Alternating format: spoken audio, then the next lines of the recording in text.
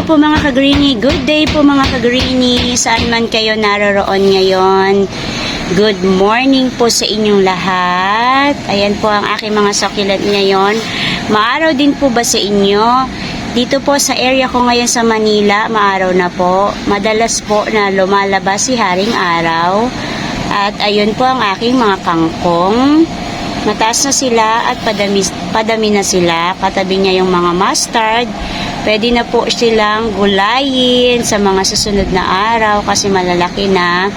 And for today's video po, 7 tips on how to care Etna succulent. Ang mga Etna po ay variety ng Echeveria. Ayan po ang aking Etna. 5 po. Pero ayun, kumonte, lumiit. Kasi po, nagpropagate ako.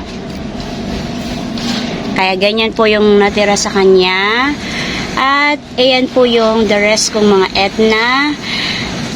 Tips number 1 kung bakit po sila healthy at ganyan sila kalalaki at kagaganda. Una, pag repotting po, nabili nyo po ang inyong mga Etna ng nakasoil. Kagaya ko po, nakasoil ko po silang binili.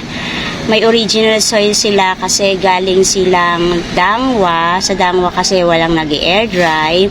So, tinatanggal ko po yung original soil niya. Kailangan po natin silang palitan kasi ang mga stem ng mga Etna ay ganito po. Ayan, oh. Medyo matataba. Ayun po, matataba. Kaya kailangan palitan po natin sila ng soil.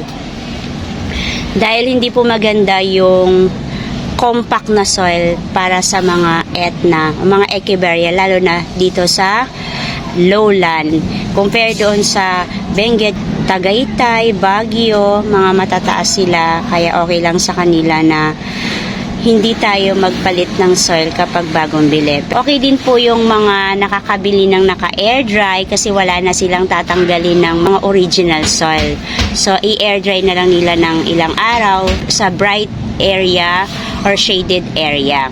Pag nag-repot na tayo, ako po, nilalagay ko ang aking mga Etna or yung aking mga succulent sa bright area or shaded area. So, meron po akong area dito. Yan, dito po yan. Diyan side po na yan.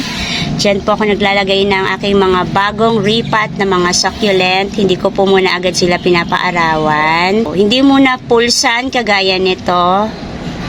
Or hindi pa rin morning, basta mga tinatamaan lang siya, padaan-daan lang na araw kapag bagong repot ang aking mga succulent. Hindi ko po talaga muna sila sinasalang sa initan. Pangalawang tip na aking maishishare sa inyo about sa aking mga Etna ay yung aking watering. So pag nagdidilig na po ako, pinapaabot ko po ng 1 week ang aking mga succulent kapag sila ay aking didiligan at pagbagong repotting po sila. Hindi po ako nagdidilig ng agad-agad. Hinahayaan ko po muna silang mag-wrinkled, ayan, yung mga lubot at parang medyo tumamlay para kapag didiligan ko po talaga sila, sulit na sulit po yung ididilig ko na water kasi magpa-pop up sila, parang talagang ina-absorb nila yung water kapag dry na dry po yung soil. Umiinom na po yung roots niya at yung stem niya doon sa leaves sa ilalim. Mas okay po yung ganon, yung parang dry na sila, malungkot na sila. Pag matigas kasi hindi ko po muna sila dinidiligan. Pero kapag ang aking mga succulent or Etna, kapag matagal na po sila, kaya na po nila ang watering na everyday umuulan. Pagkatapos mga ilang araw bago umaraw. Kaya na po ng mga succulent yon.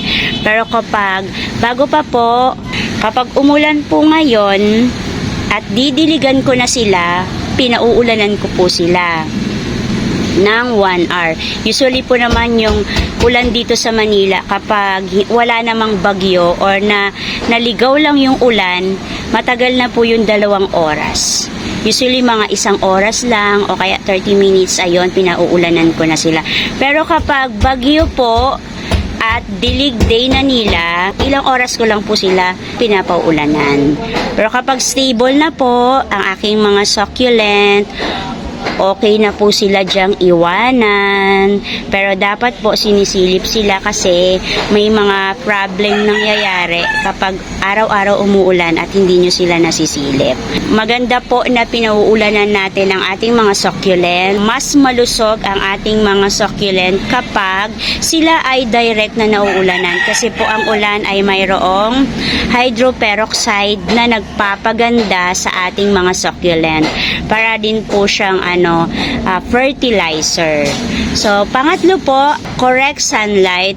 Dito po sa aking Etna, nandito po sila sa area na naarawan sila ng 10 a.m. until afternoon po. Kasi yung area na po na yan, itong plant track ko na po na yan, nag-uumpisa po yung araw dyan ay 10. Pero dito po, 7 pa lang, pag sikat ng araw, meron na po silang sunlight. At yung mga Etna po, wala pong problema pagdating sa sunlight. Pwede po sila sa morning, pwede din po sila sa afternoon.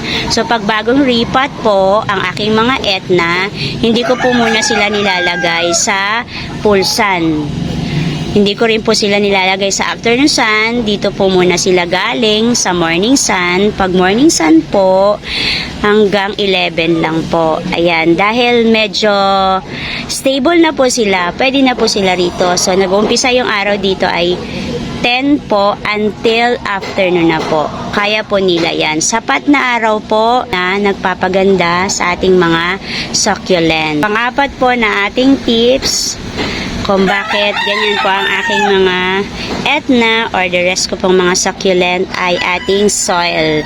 So, dapat po meron po tayong soil na maganda para sa ating mga succulent.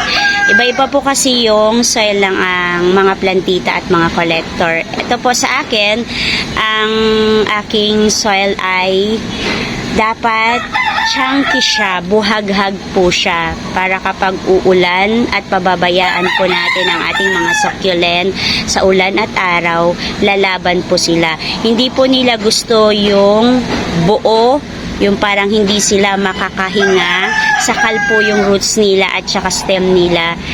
Ayaw po ng mga succulent, kailangan po buhaghag sila. So, ang aking potting mix ay Famis. Ayan, meron po akong Famis. Ayan. Rice hull. At meron po akong Vermicast. Yun po yung fertilizer niya.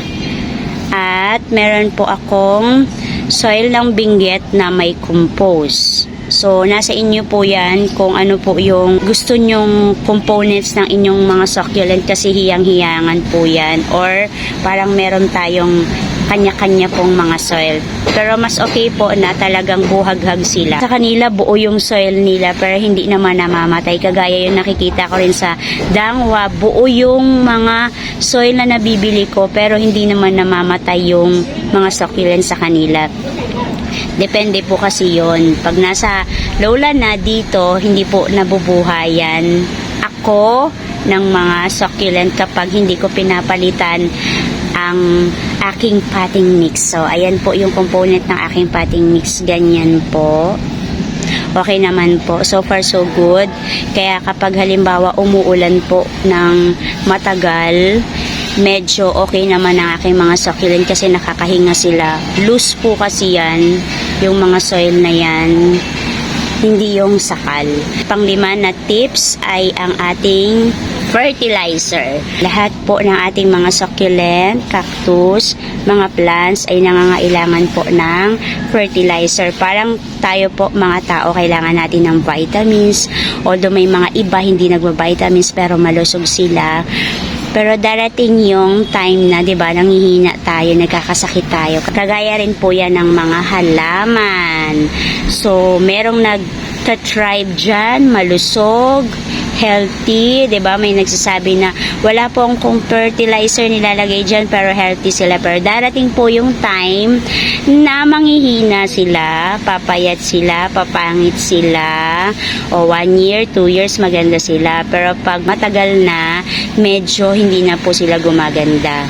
Isa po sa nakakatulong ay yung ating ilalagay o ibibigay sa kanila na fertilizer. Sa akin naman, ang ginagamit kong mga fertilizer sa aking mga Etna ay yung aking main fertilizer, yung vermicast na hinahalo ko na siya sa aking potting mix. Pangalawa, yung aking Osmocoat na inilalagay ko rin sa ibabaw. Minsan naman ay sinasama ko rin sa potting mix dyan kapag ako ay nagpapat. At yung pang-anim na tips ko sa aking mga Etna ay yung pag-spray ng fungicide. Mahalaga po yun kasi ang mga Etna or yung mga ibang succulent, lalo na yung mga Echeveria, prone po sila sa fungus. Yun po yung lagi kong piniprevent dito. Yun po yung lagi kong binabantayan. Ang fungus, yung mga insect, bihira lang po ako nun. Ang madalas po sa akin ay mga fungus. Kaya bago ako mag-repat, yung mag-air dry po ako, nag-i-spray po ako ng fungicide.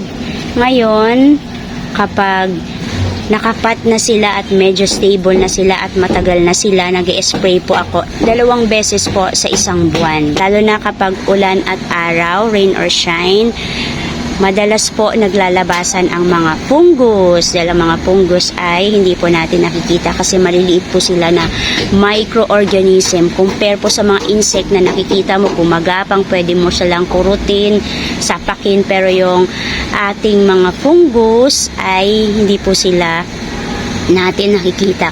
Kaya po magugulat ka na lang, may mga itim-itim na po sila dyan.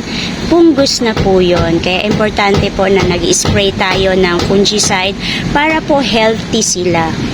Hindi po sila magkakasakit or wala silang sakit. Last po na tips ay ang insecticide. So, kailangan din po natin mag-spray ng insecticide kasi may mga area po or may mga nag-aalaga talaga na prone naman sila sa insect. Ako, bihira lang po ako magka-insect dito, pero nag-spray pa rin po ako. Kapag bagong ripat po, naglalagay po ako ng insecticide ko, which is yung aking 7. Pagkatapos po, pag medyo matagal na sila, stable na sila, 2 beses o 1 beses po sa isang buwan po ako nag-spray ng insecticide. So, ganun po ako, o ganun ko po inaalagaan ang aking mga Etna or yung aking mga succulent po. Sana po may nakuha po kayong tips sa video ko na ito about sa aking Echeveria Etna. And that's it for today mga kagreenie. Kung love po ninyo at nagko-collect din po kayo ng mga plants kagaya ko, cactus and succulent, please po palike po ng video ko na ito, pa-share na rin po, and don't forget to subscribe. Ana Doran po. Thank you Lord sa araw na ito. May God bless you all. Bye bye po mga kagreenie.